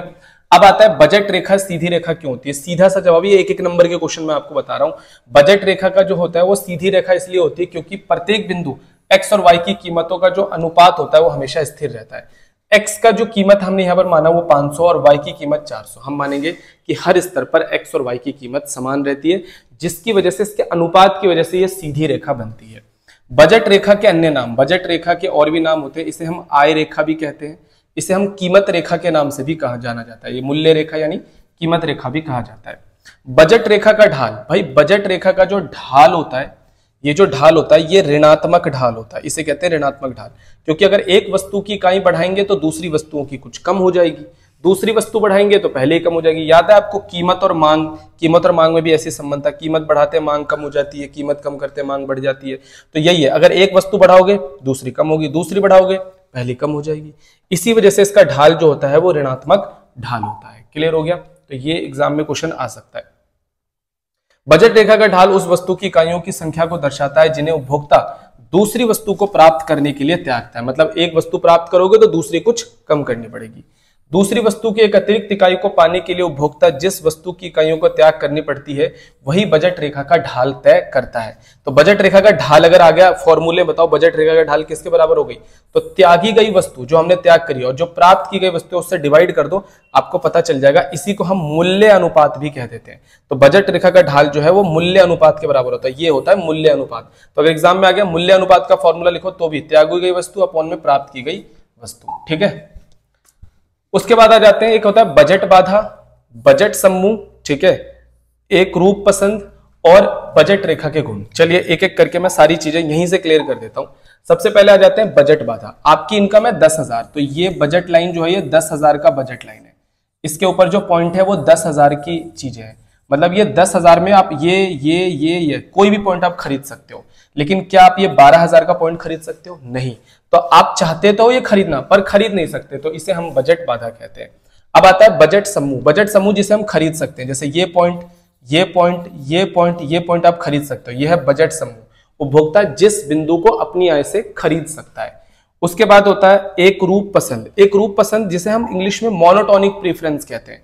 याद रखना कि उपभोक्ता बड़ा समझदार है, वो हमेशा कम पैसे खर्च करके ज्यादा चीज को प्रीफर करेगा। एक एग्जांपल देता हूं, एक जगह पर आपको 100 रुपए का 1 किलो सेब मिल रहा है और एक जगह पर आपको 100 रुपए में एक तरीके से बोला जाए तो 1.5 किलो सेब मिल रहा है। तो आप क्या करोगे? मान लो दोनों सेब की क्वालिटी सेम है तो आप 1.5 किलो खरीदोगे ना, क्योंकि आप समझदार हो।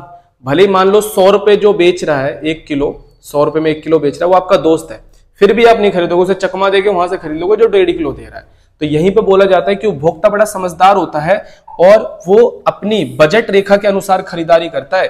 कभी भी वो बजट रेखा के नीचे खरीदारी नहीं करेगा, क्योंकि वो बड़ा दिमागदार होता है जो कंज्यूमर होता है, ठीक है।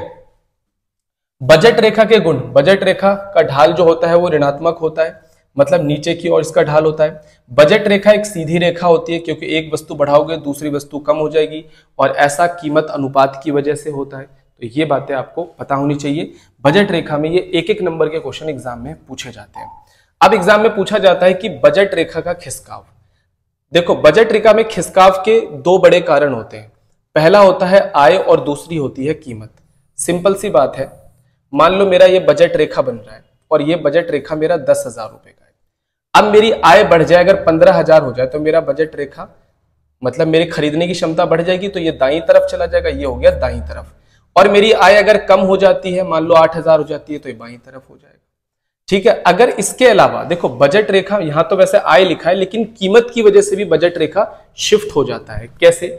मान के चलो कि मैं दो चीजें जो भी खरीद रहा था, जैसे एक्स और वाई खरीद रहा था, मान के चलो मेरी कीमत में, मेरी आय में कोई परिवर्तन नहीं हुआ, लेकिन एक्स और वाई दोनों की कीमतें घट गई। तो अगर कीमतें घट जाएंगी तो मैं ज्यादा खरीद पाऊंगा ना, तब भी दाईं तरफ चला जाएगा। और अगर कीमतें बढ़ गई तो बाईं तरफ आ जाएगा, क्योंकि आय तो सेम है मेरी। तो याद रखना कि आय बढ़े या फिर कीमत गिर जाए, आय बढ़े या कीमत गिर जाए तो बजट रेखा दाईं ओर खिसकता है। इसी तरीके से आय घटे या फिर कीमत बढ़ जाए, ठीक है, कीमत बढ़ जाए तो रेखा बाईं तरफ खिसक जाता है, पता होना चाहिए सब बच्चों को। अब आते हैं बजट रेखा का घुमाव। देखो बजट रेखा का घुमाव होता है कीमत की वजह से। किसकी वजह से होता है? कीमत की वजह से। बजट रेखा का घुमाव जरा मैं एक बार आपको समझा देता हूं कि बजट रेखा का घुमाव क्या होता है। यहां पर x वस्तु है, यहां पर y वस्तु है, ठीक है जी। यहां पर x वस्तु है, यहां पर y वस्तु है। ये y0 x, y0 और x, ये हमने डायग्राम बनाया, ठीक है। अब मैं मान के चलता हूं कि ये हमारा बजट रेखा था। मैं दो वस्तुएं खरीद रहा हूं, एक x खरीद रहा हूं और एक y खरीद रहा हूं। क्लियर हुआ? देखो y वस्तु जो है इसे कहते हैं x वस्तु, x अक्ष पर घुमाव, x अक्ष पर घुमाव। घुमाव दो तरीके से होता है, x अक्ष पर घुमाव और y अक्ष पर घुमाव, ठीक है। मैं मान के चलता हूं कि जो y गुड्स है, मतलब जो y वस्तु है उसकी कीमत में कोई परिवर्तन नहीं आया, लेकिन जो x वस्तु है ना उसकी कीमत अचानक मार्केट में बढ़ गई। तो जैसी x वस्तु की कीमत बढ़ेगी तो मैं x वस्तु को क्या कर पाऊंगा? कम खरीद पाऊंगा। मेरा बजट लाइन x के लिए इधर आ जाएगा। सेम x की कीमत अगर गिर जाए तो मैं x को ज्यादा खरीद पाऊंगा, तो x के लिए मेरा बजट लाइन दाईं तरफ खिसक हो जाएगा। बात समझ में आई कि नहीं आई? तो याद रखना कि घुमाव जो होता है वो एक वस्तु की कीमत में परिवर्तन से होता है, लेकिन अगर यहां पर दोनों वस्तु की कीमत में एक साथ परिवर्तन आ जाए तब तो वो खिसकाव में परिवर्तन हो जाएगा, ठीक है। इसी तरीके से मान लो ये मेरी बजट रेखा है, ठीक है। x वस्तु की कीमत में परिवर्तन नहीं आया, y वस्तुओं की कीमत बढ़ गई तो मैं y को तो कम खरीद पाऊंगा ना, x में कोई परिवर्तन नहीं आएगा, ये देखो y को कम खरीद पाऊंगा। सेम उल्टा, इसके y की कीमतें कम हो जाए और x सेम रहे तो मैं y को ज्यादा खरीद पाऊंगा। बजट लाइन मेरा y के लिए सिर्फ घुमाव करेगा, ठीक है। तो इसे हम लोग कहते हैं घुमाव। घुमाव होता है जब एक वस्तु की कीमत में परिवर्तन होता है, और खिसकाव होता है जब दोनों वस्तुओं के या तो हमारी आय में परिवर्तन हो जाए या फिर दोनों वस्तुओं की कीमत में एक साथ परिवर्तन हो जाए। क्लियर हो गया? अगर आपको इतना समझ में आया है तो बजट रेखा हमने पूरा समझ लिया। मैंने बोला था अभी आपको कि अगर हमें हिग्स के बारे में पूरा समझना है, उसके कंसेप्ट को अच्छे से समझना है, तो हमें बजट रेखा और तटस्थता वक्र को समझना होगा। बजट रेखा तो हमने समझ लिया यार कि ये एक ऐसी रेखा होती है जो दो वस्तुओं के समूह को दर्शाती है जिन्हें उपभोक्ता अपनी आय से खरीद सकता है। इसका ढाल कैसा होता है, बजट समूह क्या होता है, ये खिसकाव कब करता है, रोटेशन कब करता है, सब हमें पता चल गया। अब आ जाते हैं हम अंधिमान वक्र के ऊपर। अंधिमान वक्र क्या होता है? देखो अंधिमान वक्र एक ऐसा वक्र होता है जिसमें दो वस्तुओं के उन सभी समूहों को दर्शाया गया है जिनमें उपभोक्ता को एक समान संतुष्टि मिलती है। जैसे मैं आपको एक एग्जांपल देता हूं। मैंने बोला कि यार बड़ी तेज भूख लग रही है, ठीक है, मेरे लिए एक सेब और एक आम लिया, ठीक है, और अगर ये नहीं मिलता तो मेरे लिए एक सेब और एक केला लेके आ जाओ, ठीक है, दोनों में काम चल जाएगा। तो मतलब यह है कि मेरे लिए दोनों ही चीजें बिल्कुल एक जैसा मैटर करती है। या फिर मैं आपको ऐसा समझाता हूं, मैंने बोला भाई मेरे लिए एक बर्गर और एक पिज्जा लिया, ठीक है, या फिर मेरे लिए एक बर्गर और एक प्लेट छोले भटूरे लिया, दोनों में से कोई भी चलेगा मेरे को। तो इसी को हम लोग कह देते हैं कि भाई दोनों ही बिंदु पर हमें एक जैसी संतुष्टि मिल रही है। तो ये जो तटस्थता वक्र है ना, ये हमें ऐसे समूह बताता है, ऐसे समूह दर्शाता है जिन्हें उपभोक्ता को एक समान संतुष्टि प्राप्त होती है। चलिए ये थोड़ा लैंग्वेज में समझते हैं। अंधिमान वक्र क्या है? उन सभी बिंदुओं का समूह है जो दो वस्तुओं के ऐसे संयोजनों को जो उपभोक्ता को एक समान संतुष्टि देते हैं। आइए जरा यहां पर समझने की कोशिश करते हैं। यह combination A B C D, X वस्तु की एक इकाई है लेकिन वाई की यहां पर 10 इकाई है। क्लियर हो गया? जैसे हमने बोला कि एक एक्स की एक बढ़ाओ तो वाई की तो कुछ कम करनी पड़ेगी ना। अब बताइए, अगर आप दो वस्तुओं है आपके पास, तो अगर एक वस्तु आप ज्यादा चाहते हो तो दूसरी तो कुछ कम हो जाएगी ना, क्योंकि आय तो हमारी सीमित होती है। हमने अभी बजट लाइन में यही तो पढ़ा। अब मैं चाहता हूं एक्स की एक और बढ़ जाए तो वाई की थोड़ी और कम हो जाएगी, एक्स की एक और बढ़ जाए तो वाई की थोड़ी कम हो जाएगी। तो एक होता है हमारा एमआरएस। एमआरएस हमारे को बताता है कि एक वस्तु जब आप बढ़ाओगे तो दूसरी वस्तु कम हो जाएगी, और जिस रेट से कम होगी उसी को हम एमआरएस कहते हैं। देखो पहले में डैश लगाना, इससे ऊपर का नंबर आपको नहीं पता। अब एमआरएस का जो फॉर्मूला है वो होता है त्यागी गई इकाई। अब त्याग किसका कर रहे हो? वाई का, और प्राप्त किससे कर रहे हो? एक्स को। तो देखो x का आपने 1 प्राप्त करा, लेकिन y कितनी 10 से 7 हो गई तो 3 त्याग कर दिया। फिर आपने x को 1 प्राप्त करा, लेकिन y कितना त्याग हो गया जी 2 त्याग हो गया। फिर आपने x प्राप्त करा, y कितना त्याग हो गया जी y भी 1 त्याग हो गया। तो याद रखना ये जो MRS होता है ये हमेशा घटता हुआ होता है, घटता हुआ। बात समझ में आई कि नहीं? MRS हमेशा जो होता है ये घटता हुआ होता है, और MRS के इस घटने की वजह से ही जो हमारा तटस्था वक्र है उसकी शेप ऐसे बन जाती है। तो ये तटस्था वक्र जो बना हुआ है ये तो डाटा से बना है, अगर एग्जाम में आप चाहो तो रफ हैंड तटस्था वक्र भी बना सकते हो। ये x वस्तु है, ये y वस्तु है, ये 0, ये x, y और ये x, ये बन गया जी हमारा तटस्था वक्र। तटस्था वक्र में जितने बिंदु होते हैं सब हमारे को एक समान संतुष्टि प्राप्त करवाते हैं। क्लियर? तटस्था वक्र कभी भी ना तो y एक्स को टच करेगा ना ही कभी x एक्स को टच करेगा। याद रखना, क्योंकि तटस्था वक्र का कंसेप्ट ही इसी के ऊपर है कि उपभोक्ता 2 वस्तुएं इस्तेमाल कर रहा है। अगर वो y को टच कर जाएगा तो इसका मतलब y वस्तु 0 हो गई, जो कि कभी पॉसिबल नहीं है। अगर वो x को टच कर गया तो इसका मतलब कि उपभोक्ता x वस्तु की 0 वस्तुएं इस्तेमाल कर रहा है, जो कि पॉसिबल नहीं है। ये x और y को कभी टच नहीं कर सकता है। बहुत ही गौर से ध्यान रखना, कई बार एग्जाम में पूछा गया है। अब यहां पर ये चित्र और इसके हिसाब से ये कई सारी चीजें इन्होंने यहां पर बताई है। यहां पर इन्होंने MRS भी बताया है, प्रतिस्थापन का दर क्या, एक वस्तु को प्राप्त करने के लिए दूसरी वस्तुओं को त्यागना पड़ता है। अब आते हैं अंधिमान वक्र मानचित्र। देखो तटस्था वक्र मानचित्र क्या है, जैसे मैंने यहां पर एक तटस्था वक्र बनाया, इसी के साथ अगर मैं कई सारे तटस्था वक्र बना दूं तो ये हो गया तटस्था मानचित्र। लेकिन सबकी संतुष्टि अलग अलग होगी, इसकी संतुष्टि सबसे ज्यादा होगी, इसकी उससे कम, इसकी उससे कम, इसकी उससे कम। जैसे मान लो ये 20,000 रुपए की संतुष्टि है, ये 18,000 की है, ये 15,000 की है और ये 10,000 रुपए की है। क्लियर हो गया? तो तटस्था मानचित्र क्या होता है, जब कई वक्रों का समूह बना दिया जाता है लेकिन हर वक्र की संतुष्टि का स्तर अलग अलग होता है। दाईं ओर वाले ज्यादा संतुष्टि देते हैं, बाईं तरफ वाले कम संतुष्टि देते हैं, इसे तटस्था मानचित्र कहते हैं। और तटस्था वक्र को हम इंडिफरेंस कर्व कहते हैं इंग्लिश में, तो इसलिए उसे IC से दर्शाया जाता है। ठीक है, तो इतनी बातें आपको समझ में आई होंगी। एक बहुत इंपॉर्टेंट क्वेश्चन मैं आपको बताने जा रहा हूं, बैक टू बैक एग्जाम के अंदर लगता है। वो आपसे पूछता है कि तटस्था वक्र की जो ये शेप है, इस शेप के ऊपर वो क्वेश्चन पूछता है, बहुत सारे शेप के ऊपर। अगर आपसे पूछा जाए कि जो तटस्था वक्र होता है वो इस तरीके से बनता है, इस शेप का मैं हिंदी में नाम भूल गया हूं थोड़ा सा, आई थिंक इसे उन्नोदर या नतोदर कहते हैं। शेप आप लोग देख लेना कि इस शेप को क्या कहते हैं भाई। ठीक है, वैसे मैंने इस बुक के यहाँ पे थोड़ा सा अलग नाम लिख दिया, अंधिमान वक्र भीतर की ओर झुका हुआ, इसे कहते हैं भीतर की ओर झुका हुआ। ये होता है हमारा बाहर की ओर निकला हुआ, और ये होता है हमारी सीधी रेखा। तो हमेशा याद रखना तटस्था वक्र भीतर की ओर झुका हुआ होता है। अब इसकी शेप थोड़ा बुक में से देख लेना, कहीं देख लेना, इसे उन्नोदर या नतोदर कहते हैं। मेरे को एग्जैक्ट नाम अभी पता नहीं है, मैं इस एग्जैक्ट नाम हिंदी में मेरे को इसका याद नहीं है अभी क्या है। कह रहा है जो तटस्था वक्र होता है वो भीतर की ओर झुका होता है। क्या रीजन है भाई, अगर एग्जाम में पूछा जाए तो इसका रीजन होता है घटता हुआ MRS। देखो 3, फिर 2, फिर 1, 1 के लिए पहले 3 त्यागा, फिर 1 के लिए फिर 2 त्यागा, फिर 1 के लिए 1 त्यागा। बात समझ में आई कि नहीं आई? क्योंकि जैसे जैसे हम X वस्तु को ज्यादा इस्तेमाल करेंगे तो Y वस्तु, हमें उससे मिलने वाली सेटिस्फेक्शन गिरती रहेगी, तो हम उसके मुकाबले में Y वस्तु कम देने के लिए तैयार होंगे। बात समझ में आई कि नहीं आई? तो देखो X पहले में हमने 3 यूनिट दे दिया 1 यूनिट के बदले, फिर X की 1 यूनिट के बदले हमने सिर्फ 2 यूनिट दिया, फिर X की 1 यूनिट के बदले हमने सिर्फ 1 यूनिट दिया। तो MRS लगातार घटता है। कैसा होता है? घटता।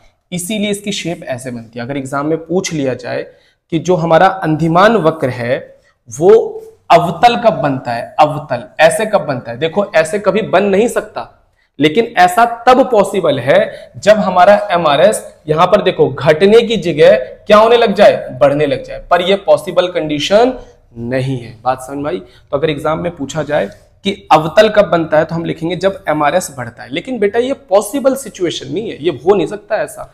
इसी तरीके से MRS सीधी रेखा कब होती है, सॉरी तटस्था वक्र सीधी रेखा कब होती है? देखो वैसे तटस्था वक्र सीधी रेखा हो नहीं सकती, लेकिन होगी अगर MRS सेम रहेगा 1:1, 1:1, 1:1, यानी कि 1 को प्राप्त करने के लिए दूसरी यूनिट को भी हम 1 ही गवाए। ठीक है, मतलब x की एक वस्तु, y की एक वस्तु प्राप्त करी, x की 1 गई, y की एक वस्तु, x की एक वस्तु प्राप्त करी, y की 1 गई, x की एक वस्तु प्राप्त करी, y की 1 गई, तब ऐसा बनेगा। लेकिन ऐसा होता नहीं है। बात समझ में आई कि नहीं आई? तो ना तो ये वाली कंडीशन पॉसिबल होती है, सॉरी कहाँ गया, ये वाली, ना तो ये वाली कंडीशन पॉसिबल होती है ना ये वाली, तो इसलिए तटस्थ वक्र हमेशा इसी तरीके का बनता है। बात समझ में आई कि नहीं? इसकी शेप के ऊपर बहुत बार क्वेश्चन आता है, अंदर की तरफ कब झुका होता है, बाहर की तरफ कब होता है, सीधी रेखा कब होती है। सीधा पूछेगा कि भाई ये जो तटस्थ वक्र होता है, इसमें पूछा जा सकता है तटस्थ वक्र जो होता है इसका जो ढाल होता है ये किसके बराबर होता है, तो ये बोलेंगे MRS के बराबर होता है। तो ये अंदर की तरफ कब होता है, जब MRS घटता है। बाहर की तरफ कब होता है, जब MRS ऐसा होता है। ये सीधी रेखा कब होगी, जब MRS स्थिर रहता है। ठीक है, लेकिन हम लिख देंगे भाई ये दोनों पॉसिबल नहीं है, बनता हमेशा ऐसा ही है, बस वो पूछा गया तो हमने बताया है।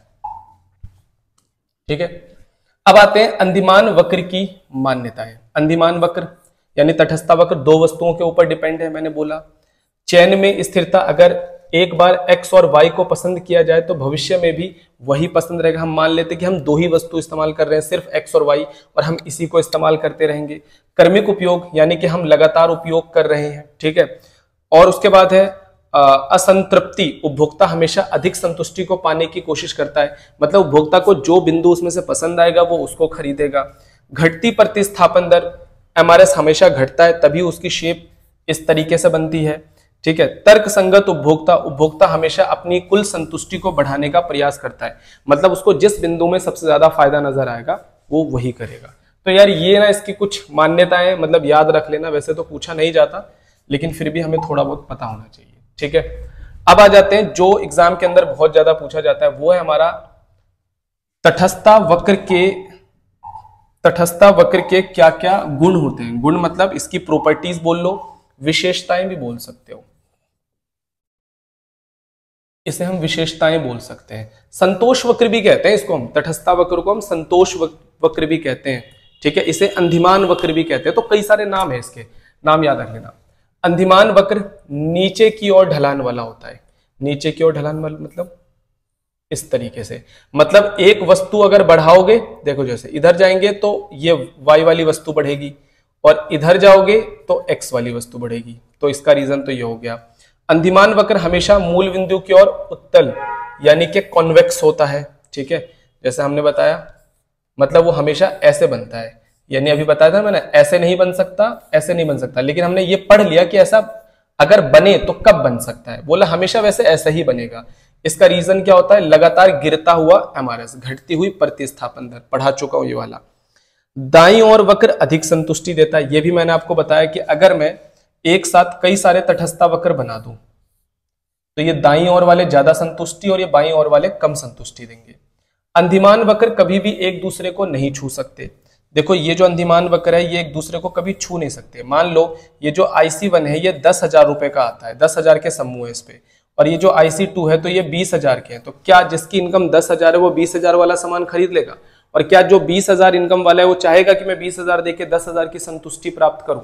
तो इसलिए क्योंकि दोनों में संतुष्टि का स्तर अलग अलग है, इसलिए एक दूसरे को कभी काट नहीं सकते। तो ये बात ना यार सब बच्चों को ऑलमोस्ट पता होनी चाहिए। और एक बात और भी पता होनी चाहिए कि तटस्थ वक्र ना तो x अक्ष को काटता है ना तो y अक्ष को काटता है। ये बात मैंने आपको पहले ही बता दी है, इसके पीछे क्या लॉजिक है। ठीक है, उपभोक्ता संतुलन अंधिमान वक्र की सहायता से, अगर ये क्वेश्चन हमारे एग्जाम के अंदर पूछा जाता है तो पहले तो बता दूं कि ये अभी जो हमने बजट रेखा पढ़ा और जो हमने अंधिमान वक्र यानी कि तटस्थ वक्र पढ़ा, वो दोनों ही टॉपिक हमने पढ़ा ही इसलिए था ताकि हम इस क्वेश्चन को पढ़ सके। ठीक है, अब हम उपभोक्ता संतुलन बजट रेखा और तटस्थ वक्र की सहायता से बताने की कोशिश करेंगे। देखो जो हमारा क्या नाम है, हिग्स है, हिग्स की जो थ्योरी है वो ये कहती है कि देखो हमारी जो बजट रेखा है, मतलब हम बजट रेखा ये तय करती है कि हम कितना खरीद सकते हैं। हमारी बजट रेखा सबसे ऊंचे तटस्थ वक्र को जहां पर कट करेगी, मान लो मेरी जो बजट रेखा है वो 5,000 की तटस्थ वक्र को भी छूती है, 10,000 की तटस्थ वक्र को भी छूती है। आप इस चीज को ऐसा समझो कि आप मार्केट में गए और आपके सामने 3 ऑप्शन है, आपके पास 10,000 रुपए हैं। एक 10,000 रुपए में जो कपड़े मिल रहे हैं वो आपको लग रहे हैं 5,000 के आएंगे। एक 10,000 में जो आपको कपड़े मिल रहे हैं वो 8,000 में आपको लग रहा है कि ये तो मैं किसी और मार्केट से 8,000 के भी ला सकता हूं। और एक जो 10,000 की शर्ट मिल रही है, एक जो 10,000 रुपए कपड़े मिल रहे हैं वो आपको लग रहा है कि यार ये 10,000 का, ये कहीं भी 10,000 से कम का नहीं मिलेगा। तो आप क्या करोगे? जो आपको 10,000 आप खर्च कर रहे हो तो क्या आप सोचोगे कि जो 5,000 का दूसरी मार्केट में मिल जाएगा वो मैं खरीद लूं? क्यों खरीदोगे भाई आप? आप 10,000 जब खर्च कर रहे हो तो आप वो 10,000 रुपए का सामान उठाओगे जो आपको लगेगा कि हर जगह 10,000 का ही मिलेगा या उससे ज्यादा का मिलेगा भाई, इससे कम का कहीं नहीं मिल सकता। तो बस इसी के ऊपर उसका पूरा कंसेप्ट है। वो बोलता है कि बजट रेखा, हमारी जो बजट रेखा है, जो हमारी आय है, जहां पर हमारे सबसे ऊंचे तटस्थ वक्र को टच कर दे वही हमारे लिए क्या है, एक तरीके से उपभोक्ता संतुलन है। सरल शब्दों में मैंने आपको समझा दिया। अब एक बार इसको जरा थ्योरी में समझो। कहता है उपभोक्ता अपनी आय दो वस्तुओं की कीमतों के अनुसार अधिकतम संतुष्टि जहां प्राप्त करता है वही यहां पर उपभोक्ता संतुलन होता है। अब यहां पर किताबी रूप में ही देखो, अगर सिंपल आपको इसका वो समझना है, अगर सिंपल आपको समझना है कि उपभोक्ता कहां संतुलन में होगा, तो देखो मैंने वर्ड में यहां पर लिखा है, उपभोक्ता का संतुलन वह बिंदु है जहां बजट लाइन सबसे ऊंचे अंधिमान वक्र यानी तटस्थ वक्र को छूता है। अगर आप इसको थोड़ा सा न्यूमेरिकल फॉर्म में लिखना चाहते हो तो MRS यानी कि हमारी कीमत, बेटा ये जो PX अपॉन PY है ये हमारा एक तरीके से बजट होता है, मतलब ये हमारी बजट रेखा का अनुपात है। तो हमारे बजट रेखा का अनुपात ये MRS किसका होता है, तटस्थ वक्र, हमारे तटस्थ वक्र के बराबर होना चाहिए। बात समझ में आई कि तो जहां पर MRS हमारे PX अपॉन PY के बराबर हो जाता है वहीं पे उपभोक्ता संतुलन में होता है। अगर MRS ज्यादा है, PX अपॉन PY कम है, तो X ज्यादा खरीदा जाएगा यानी कि MRS घटेगा। अगर MRS PX अपॉन PY से कम है तो X कम और Y ज्यादा खरीदेगा जिससे MRS बढ़ेगा। तो ये दोनों सिचुएशन आप ना भी समझो तो कोई दिक्कत नहीं है, आपको ये दोनों कंडीशन आपको समझ में आनी चाहिए। ये दोनों कंडीशन आपको एग्जाम में लिखनी ही लिखनी है। और उसके बाद आपको एक डायग्राम बनाना है। देखो डायग्राम कितना प्यारा है, सिंपल सा डायग्राम है। हमने एक तो पहले हमने बनाया बजट लाइन, ये हमारी बजट लाइन हो गई। इस बजट लाइन को हमने कुछ नाम दिया A और B। हम दो गुड्स इस्तेमाल कर रहे हैं, एक X गुड्स इस्तेमाल कर रहे हैं, एक हम Y गुड्स इस्तेमाल कर रहे हैं, दोनों लिख दिया। अब हमने 3 IC कर्व बनाए यानी 3 तटस्थ वक्र, ये हो गया हमारा IC1 जहां पर हमारी जो संतुष्टि है वो सबसे कम है। एक हमने बनाया जी IC2, यहां पर हमारी संतुष्टि IC1 से ज्यादा होगी। और एक हमने जी बनाया IC3, यहां पर हमारी संतुष्टि सबसे अधिक है। देखो ये जो IC3 है ये तो हमारी औकात से बाहर है। क्यों? क्योंकि जो हमारी बजट रेखा है वो IC3 को दूर दूर तक कहीं पे टच नहीं कर रही, मतलब हमारी आय में IC3 को खरीदना पॉसिबल है ही नहीं। बात समझ में आई कि नहीं आई? मतलब हमारी जो बजट रेखा है वो सिर्फ 2 IC कर्व को काटती है, एक IC1 को और एक IC2 को। लेकिन भाई IC2 में तो ज्यादा संतुष्टि है, तो जब IC2 को भी वो काट रही है तो IC1 को उपभोक्ता खरीदेगा क्यों? बात सुनो, तुम्हारी आय में तुम्हें 8,000 का सामान भी मिल रहा है और 10,000 का मिल रहा है। मान लो ये 8,000 है और ये 10,000 का भी मिल रहा है, तो तुम क्या करोगे? 8,000 वाला खरीद लोगे 10,000 वाला? भाई तुम्हें जो लग रहा है कि ये 10,000 का, तो 10,000 वाला खरीदोगे क्योंकि तुम अब 10,000 रुपए खर्च कर रहे हो। बात सुन भाई, तो यहां पर ये जो बजट रेखा है ये IC2 और IC1 दोनों को टच करता है। क्योंकि IC1 में कम संतुष्टि है इसलिए उपभोक्ता IC2 को ही खरीदेगा, और IC2 सबसे ऊंचा वाला तटस्थ वक्र है जो बजट रेखा को टच कर रहा है E बिंदु पर। इसका मतलब उपभोक्ता यहां पर खरीदारी करेगा, इतनी X वस्तु खरीदेगा और इतनी Y वस्तु खरीदेगा। बात समझ में आई कि नहीं आई? क्लियर हो गया? तो इसी की यहां पर एक तरीके से एक डिस्क्रिप्शन लिखी हुई है, ये आपको समझ में आ जाएगा। ठीक है, तो बच्चों यहां पर हमारा जो ये चैप्टर है वो पूरी तरीके से खत्म हो जाता है। मैंने मार्शल की सारी थ्योरी आपको समझा दी, हिग्स की सारी थ्योरी समझा दी, और मैंने कोशिश करी है कि मैं आपको प्रैक्टिकल एग्जाम्पल से समझा पाऊं। ठीक है, तो अगर आपने वीडियो पूरी देख ली है और अच्छी लगी है वीडियो तो लाइक जरूर करना, मेरे चैनल को सब्सक्राइब कर लेना, और हाँ मेरे इंस्टाग्राम चैनल को भी आप फॉलो कर सकते हो, और अपने दोस्तों के साथ शेयर करना तो बिल्कुल मत भूलना। बस मेरे लिए आप इतना काम कर दो। ठीक है, तो मिलता हूं मैं आपसे अगली क्लास में।